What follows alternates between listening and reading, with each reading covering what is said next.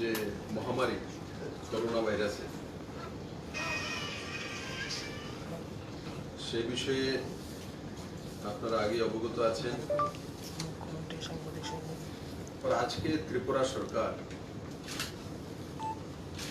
আরো কিছু নতুন ইনিশিয়েটিভ নিয়েছে।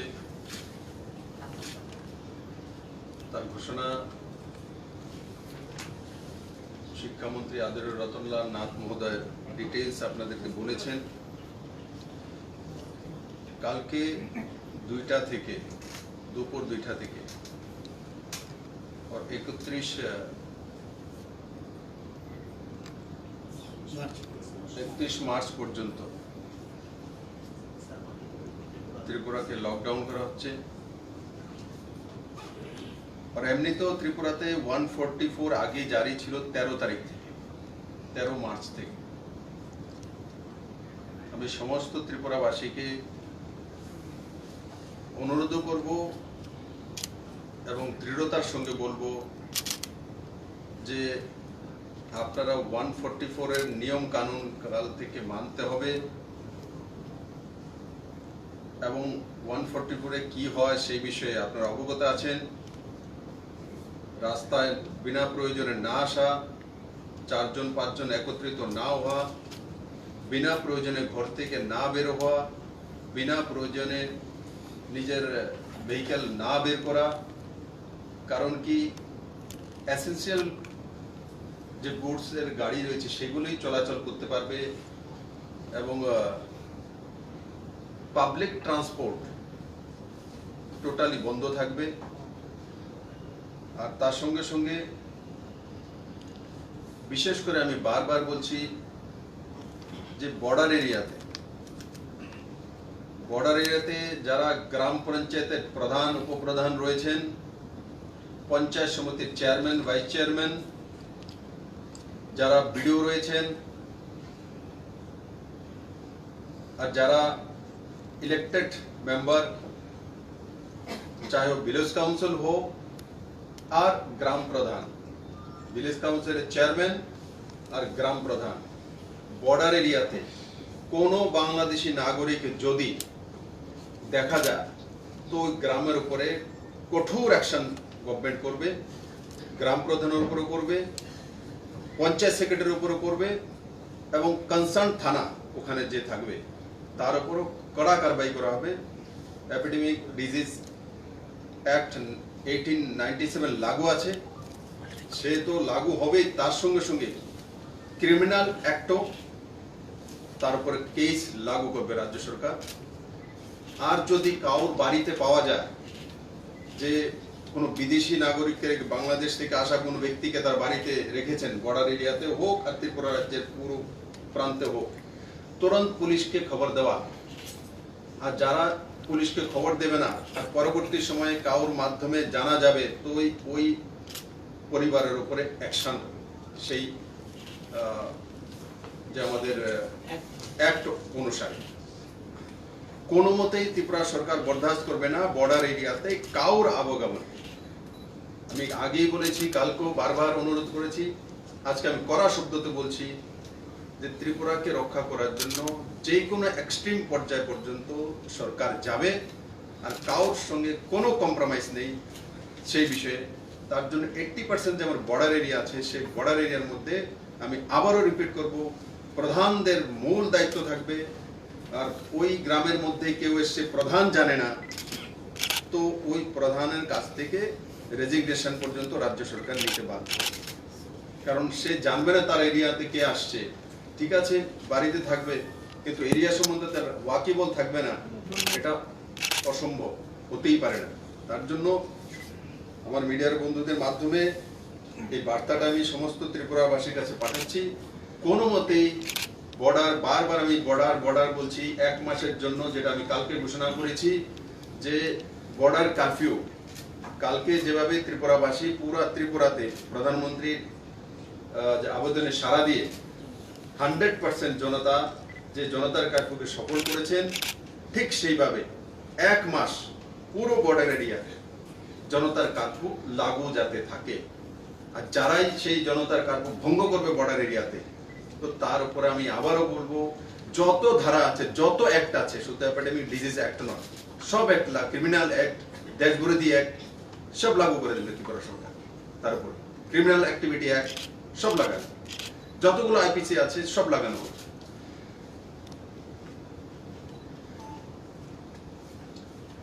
দ্বিতীয়ত, বিনা প্রয়োজনে বাড়ি থেকে না বের হওয়া।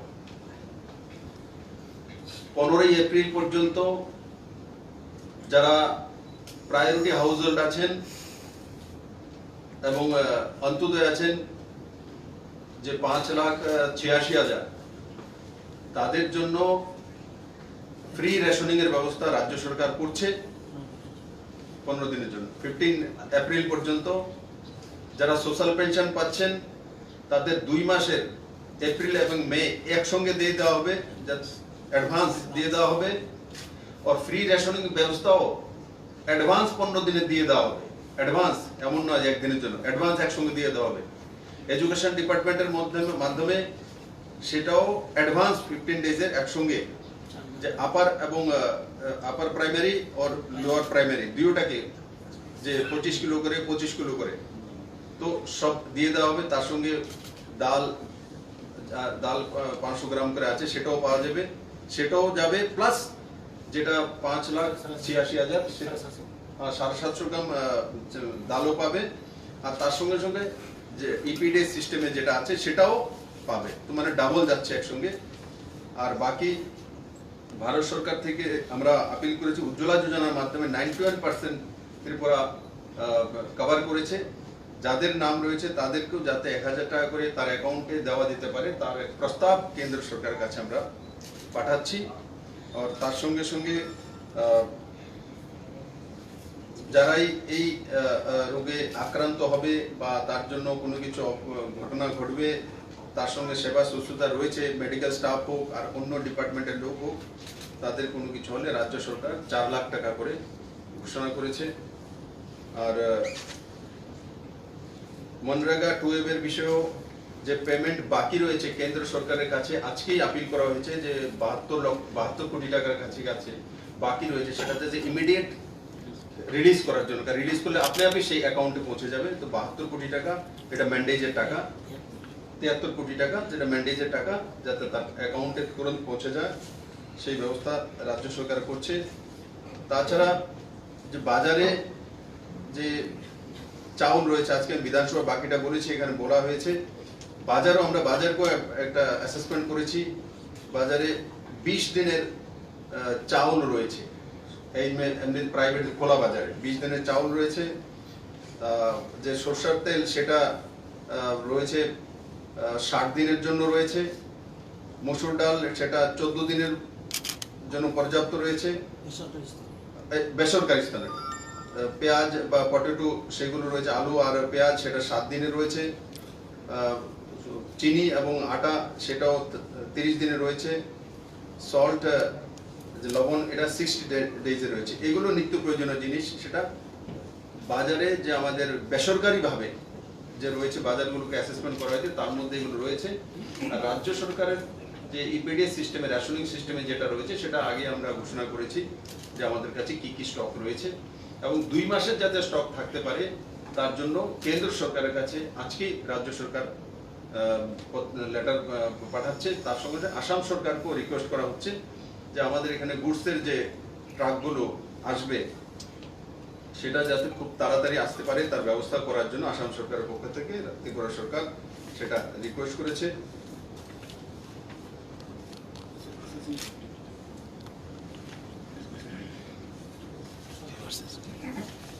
সরকারি কর্মচারীর বিষয়ে রাজ্য সরকার একটা রোস্টার তৈরি করছে, যে যেই ডিপার্টমেন্টগুলো সবচেয়ে বেশি দরকার, food and civil supply, health, জিএপএনটি, অ্যাডমিনিস্ট্রেশন, তো এগুলোর দরকার, হোম, এই সময় এগুলোর দরকার বেশি, ডিজাস্টার।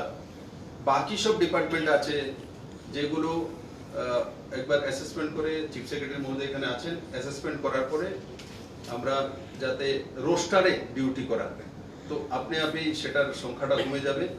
তো রোস্টারে ডিউটি করার ব্যবস্থা রাজ্য সরকার মানে অচিরে ব্যবস্থা করছে। আর তার সঙ্গে সঙ্গে আমি আবারও বলবো যে কাল থেকে লকডাউন হওয়ার পর কোন কোনগুলি এসেনশিয়াল যে সার্ভিসগুলি সেগুলো চালু থাকবে আর কি কি থাকবে আদরণীয় রাতাল্লাহ নাথ মহোদয় নিশ্চয়ই আপনাদেরকে বলেছেন। তো তার মধ্যে যেমন হেলথ সার্ভিসেস কন্টিনিউ থাকবে, police, arm forces and paramilitary forces এগুলো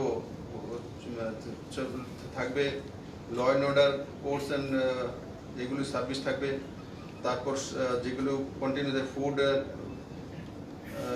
মানে সবজি, ফল মার্কেট, সবজি market, fish and meat market এইগুলো কন্টিনিউ থাকবে। তার সঙ্গে গ্রসারির দোকান সেগুলো খোলা থাকবে। তারপরে হোম ডেলিভারি এগুলো চলতে থাকবে।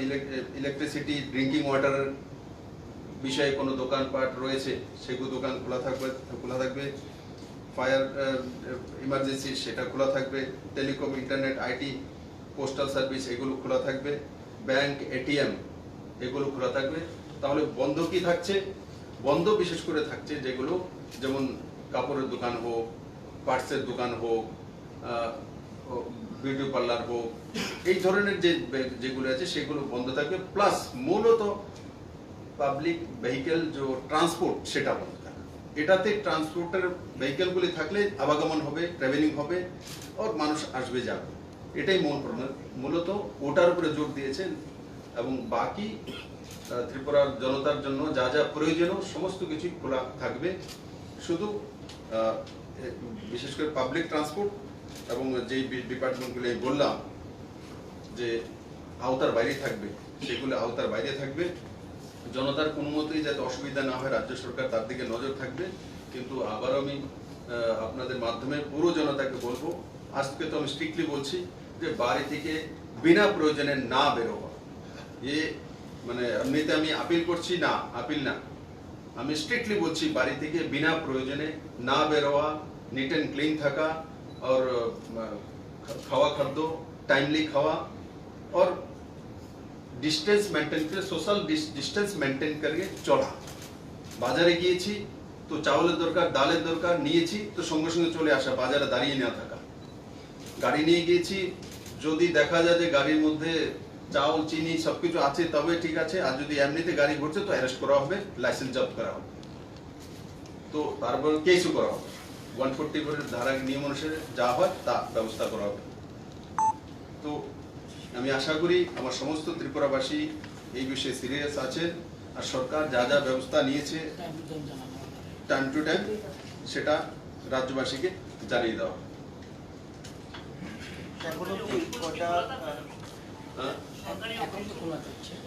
অফিস খোলা থাকবে কিন্তু রোস্টার করে সংখ্যাটা, বিশেষ করে দেখুন অফিস তো বিশেষ করে ডিএম অফিস, এসডিএম অফিস আর সেক্রেটারিয়েট বড় বিষয়। বাকিগুলি ছোট ছোট কোনো অফিসে মনে করেন যে একটু ওয়াটার পাম্প চালু করছে 2 জন মাত্র, সেখানে তো এমনিতে ইমার্জেন্সি সার্ভিস ওয়াটার পাম্প তার বন্ধ করতে পারবে না।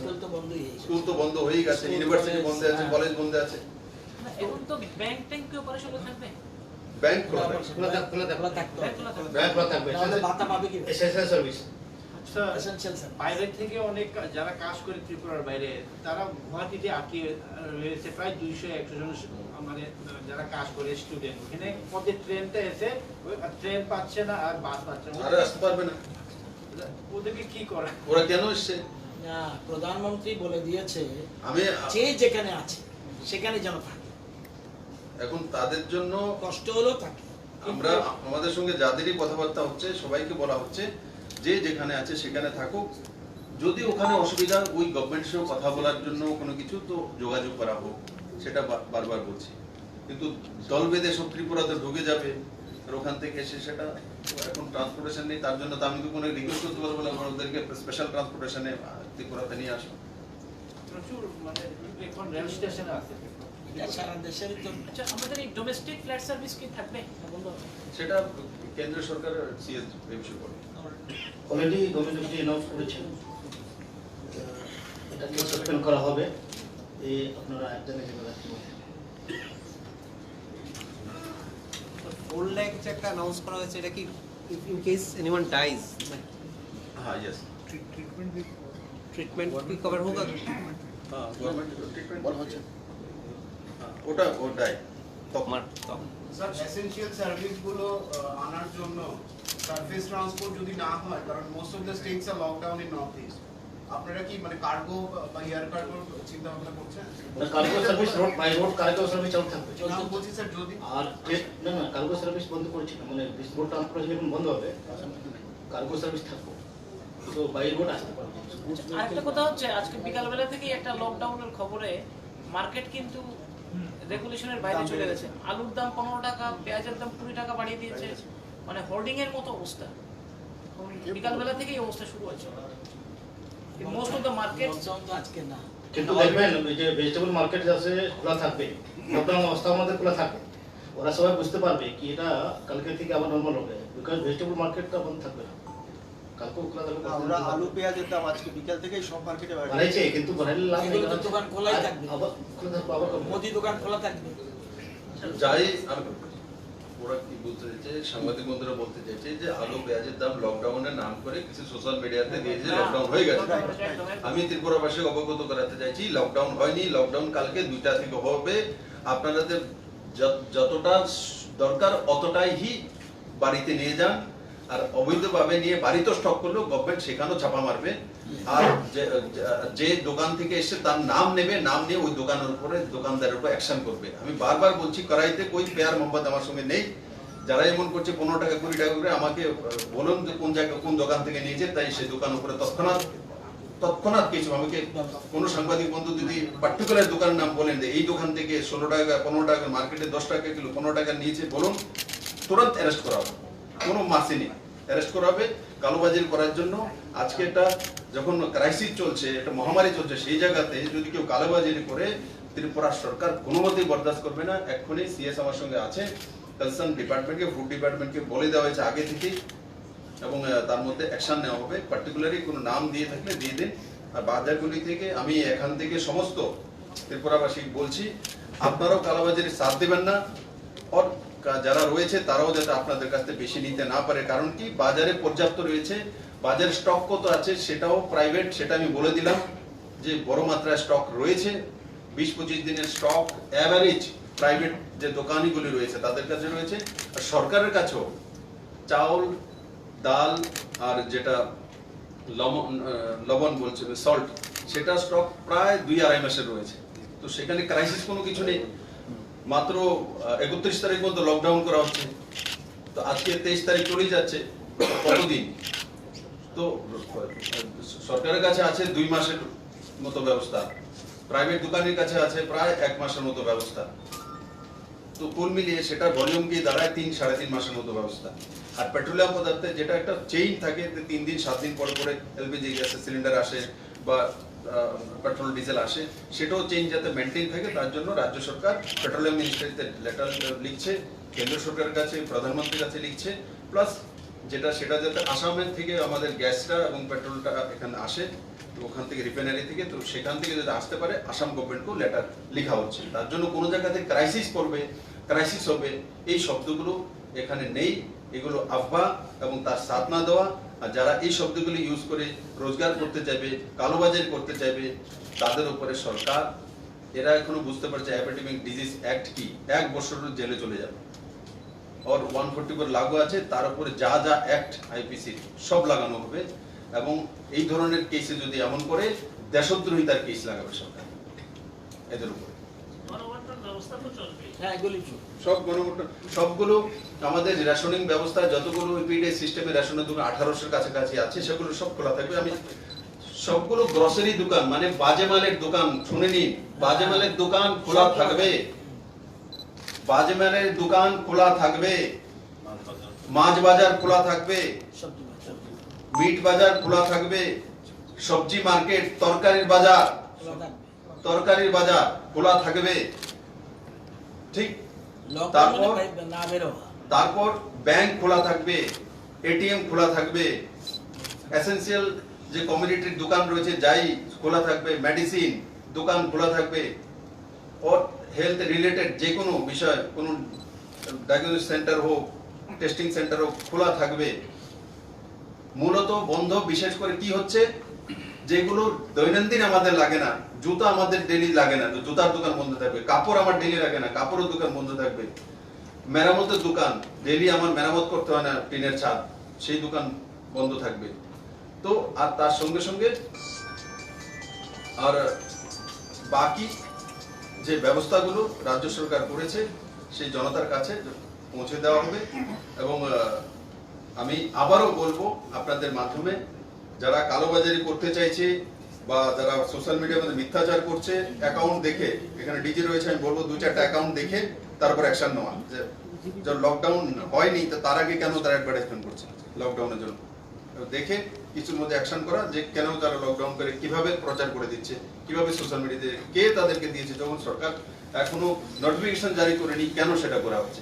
কারণ এখন লকডাউন বললেই ঝটকাতে গিয়ে বাজারে ভিড় করবে, উঠাবে, 5 টাকার আলু 25 টাকা নেবে। সরকার চিন্তা করে লকডাউনটা কালকে 2টা থেকে করেছে, কারণ কি এই সময়টা পাবে, যদি 2-4-5 দিনে কিছু কিনতে হয় গিয়ে কিনে নিয়ে আসে। তার জন্য 1 মাসের স্টক করার কোনো দরকার নেই। জরুরি পরিষেবা তো খোলাই আছে। জরুরি পরিষেবা সব দোকান খোলা থাকবে, তো পাবেই। এমন না লকডাউন মানে বাজে মালের দোকান সব খোলা থাকবে, তাহলে দরকারই নেই। বাস বাড়ি থেকে আসলো, ডাল চাউল কিনলো, সঙ্গে সঙ্গে যাতে বাড়িতে চলে যাওয়া, আর 5 জন মিলে একসঙ্গে যাতে না আসা, সিঙ্গেল আসবে, নিল আর চলে যাওয়া। আর সোশ্যাল ডিস্টেন্স মেনটেন করা, বাড়িতে থাকা। আর 50-এর ঊর্ধ্বে যারা রয়েছেন আমি তাদেরকে বলবো করজোরে আপনারা বাড়ি থেকে নাই বেরোন, ভালো বেরোন, দরকার নেই, বাড়িতে থাকুন। 10 দিন বাড়িতে থাকলে আপনার কোনো লোকসান হবে না, আপনি বাড়িতে থাকুন। শিশু যারা আছে, স্কুল তো অঙ্গনবাড়ি পর্যন্ত বন্ধ, শিশুরা যাতে বাড়ির বাইরে না যায়। তারা তো ইনকাম করার জন্য যাবে না। যারা ছোট শিশু আছে সেটা 9-10 বছর পর্যন্ত কেন বেড়ে যাবে, স্কুল কলেজ সব বন্ধ, কেন বেড়ে যাবে? তো স্কুল স্টুডেন্টকে নিয়ে অঙ্গনবাড়ি থেকে স্কুল স্টুডেন্ট পর্যন্ত, কলেজ পর্যন্ত বন্ধ, কলেজ স্টুডেন্ট বাইরে যাওয়ার দরকার নেই। বাজার হাট করার জন্য যেটা সময় আছে ওই সময় পর্যাপ্ত। অতটাই আমার রাজ্যবাসীর প্রতি নিবেদন। আমি আশা করি সমস্ত রাজ্যবাসী এই যে মহামারী পুরো দুনিয়া ব্যাপী চলছে, মাননীয় প্রধানমন্ত্রী যেটা আপিল করেছেন, জনতার কার্ফু করে আপনারা দেখিয়ে দিয়েছেন। আমি আশা করি কালকে লকডাউনের পর, আর এমনি তো রাজ্যে 144 ধারা আছে, এতদিন 144 ধারা ছিল কিন্তু এহসাস করতে পারেনি 144 ধারা মানে কি। কালকে যে জনতার কার্ফু ছিল, 44 ধারাও 144ও ঠিক এইভাবেই থাকে। তোর কালকে থেকে বা আজকের পর থেকে পুলিশ সেইভাবেই ডিউটি পালন করবে যেভাবে 144 লাগু হয়। একটা বিষয়, এটা হলো আমাদের তো কার্গো সার্ভিসটা চলবে, যারা বাইরে থেকে ট্রাক ড্রাইভার বা অন্যরা আসছে তাদের একটা চেকআপের জন্য আছে। যেটা আমাদের তো অলরেডি ব্যবস্থা আছে, ওখানে আমাদের মেডিকেল টিম আছে, ওখানে স্ক্রিনিং হচ্ছে, স্ক্রিনিং করে ভিতরে ঢোকা হচ্ছে। একটা বিষয়, যদি কোনো পজিটিভ কেস হসপিটালে আসে, ইমার্জেন্সি ম্যানেজমেন্টের জন্য কি কোনো টিম করা হয়েছে? 1 নম্বর। 2 নম্বর হলো ওপিডি সার্ভিসটাকে কোনো রেস্ট্রিকশন করা যায় কি না, কারণ এখন ভীষণ অবস্থা হয় জিবিতে ওপিডি সার্ভিসে, কিছু কিছু স্টেট করেছে এটা। আপনি জানেন, প্রথমে আমরা যারা আইডেন্টিফাই করা হয় সার্ভেলেন্সের জন্য, ওদেরকে এরকম এতক্ষণ কোয়ারেন্টাইন করতে পারে, নিজস্ব যদি থাকতে চায়, অথবা আমাদের যে গভর্নমেন্ট যেখানে যেখানে কোয়ারেন্টাইন ব্যবস্থা আছে ওখানে থাকবে। আমাদের এখানে অনেক জায়গাতে ব্যবস্থা আছে, যেমন সিপার্ট আছে, কোঅপারেটিভ ডিপার্টমেন্টে একটা হোস্টেল আছে, ওখানে আছে, দেবদারু সাউথ ত্রিপুরাতে আছে, চম্পাহর খবরিতে আছে, রাজনগর নর্থ ত্রিপুরাতে আছে। এবং এদের মধ্যে যারা পজিটিভ হবে ওদেরকে হসপিটালে আসতে হবে, অথবা যারা সিমটম হবে ওদেরকে হসপিটালে আসতে হবে, অথবা আসতে হবে না। এখন হসপিটাল আইলো পরে আমাদের আইসোলেশন ব্যবস্থা বিভিন্ন জায়গাতে বিভিন্ন হসপিটালে করা অলরেডি হয়ে গেছে। ধরেন এজিএমসিতে 6টা বেড এখন চলছে, আরও কালকে থেকে 20টা বেড রেডি হয়ে যাবে। কিন্তু সবাইকে ওখানে আসতে হবে না, যারা অ্যাকচুয়ালি আইদার টেস্টিং মধ্যে আছে, পজিটিভ হইলো, অথবা যারা সিভিয়ার সিমটম আছে, কিন্তু ওদেরকে আনতে হবে হসপিটালে, সবাইকে আনতে হবে। সেকেন্ডলি আপনি ওপিডির কথা বললেন, এখন ওপিডি কিছুটা আমরা কমাইতে হবে মানুষকে, এটা ফ্যাক্ট। এটা দিয়ে আমরা কিছু রেগুলেশন করবো এবং আমরা সবাইকে আপিল করবো, যেটা নন এসেন্সিয়াল যদি থাকে ট্রিটমেন্ট, ইমিডিয়েটলি ওখানে লস করে বের করা উচিত না। তো পাবলিককেও একটু এটা উপরে সচেতন করতে হবে কি অননেসেসারিলি ওখানে যেটা আমরা অ্যাভয়েড করতে পারি যদি এই মুহূর্তে, তো ওখানে ভিড় না করলেই ভালো। আরেকটা কথা হচ্ছে স্যার, এই হসপিটালে যে জিডিএস স্টাফ বা নিচের দিকে যারা আছে এদের মধ্যে মনে হয় স্যানিটাইজার, মাস্ক এগুলো প্রপারলি ডিস্ট্রিবিউশন জিবির যেটা আমি জানি, তো এটা একটু কি খোঁজখবর নেবেন আপনারা? হেলথ স্টাফ প্রোটেকশনের ব্যাপারটা, হেলথ ব্যাপারে হেলথ স্টাফ জন্য প্রচুর আমাদের হোটেল রয়েছে। ধরেন N95 আমাদের মাস্ক ছিল, বিভিন্ন জায়গাতে ডিস্ট্রিবিউশন হয়ে গেছে, এখনো স্টকে আছে। 565 ট্রিপল লেয়ার মাস্ক 25,000 মসজিদের থেকে বেশি আছে। এরপরে PPE আছে about 800। এরকম বিভিন্ন আইটেম অলরেডি আছে। এখন ন্যাচুরালি প্রয়োজন ভিত্তিক পাচ্ছে। যারা এই আইসোলেশন বেডের মধ্যে কাজ করে ওদের কিন্তু নিশ্চয়ই এগুলো ব্যবহার করতেই হবে। আর অন্যান্য যারা আছেন, যারা নর্মাল ডিউটি করে, ওদেরকে এমনি এগুলো লাগানোর দরকার নেই, তাকে প্রয়োজন ভিত্তিক করে করবে। আইসোলেশনের জন্য কি কোনো স্পেশালিস্ট ডাক্তারের কোনো টিম করা হয়েছে কিনা? কারণ জেনারেল ডিউটি ডক্টর তো দেখবে না, স্পেশাল কোনো টিম করা হয়েছে কিনা যে ইমার্জেন্সি ম্যানেজমেন্ট এরাই করবে, এরকম কিছু করা হয়েছে কিনা? এটা অলরেডি একটা নোডাল অফিসার অ্যাপয়েন্ট করা আছে এবং ওনাদের একটা লোকগুলো আইডেন্টিফাই করা আছে কি কারা কারা এগুলো ডিউটি করবে। আচ্ছা, 31 মার্চ কটা পর্যন্ত এই লকডাউন থাকবে? 5টা পর্যন্ত, বিকেল 5টা পর্যন্ত। তারপরে দেখে স্থিতি দেখে তখন নির্ণয় করা হবে। কোন স্টেটে লকডাউন? এটা তো আপনার কাছ থেকে আমি জিজ্ঞাসা করবো, আপনার থেকে কারা কারা।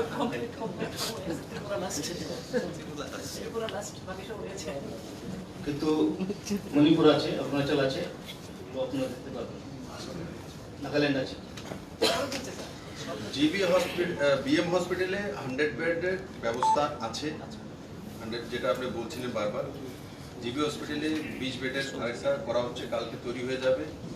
আর BM হসপিটালেও 100 বেডের ব্যবস্থা আছে, যে এই ধরনের পেশেন্ট আসলে এখানে এডমিট করে তাদের চিকিৎসা করা হবে। আর যেটা বলছি মানে কোয়ারেন্টাইন করা হবে বা আইসোলেশনে রাখা হবে, সেগুলো তার জন্য আলাদা শিপার্ড হোক, আরও বিভিন্ন জায়গাতে আমরা ব্যবস্থা করেছি। তার সঙ্গে সঙ্গে আজকে এখন তার অ্যাসেসমেন্ট করে নেওয়া হবে। আমি আগেই বলেছি যে গেস্ট হাউস আর বিভিন্ন জায়গাতে ব্যবস্থা করা হচ্ছে। ত্রিপুরাতে যতগুলো হোটেল আছে তার সঙ্গে সম্পর্ক করা হবে। হোটেলগুলোর সঙ্গে হোটেলের রুমগুলো যাতে পরিষ্কার নিট অ্যান্ড ক্লিন করে রাখা হয়।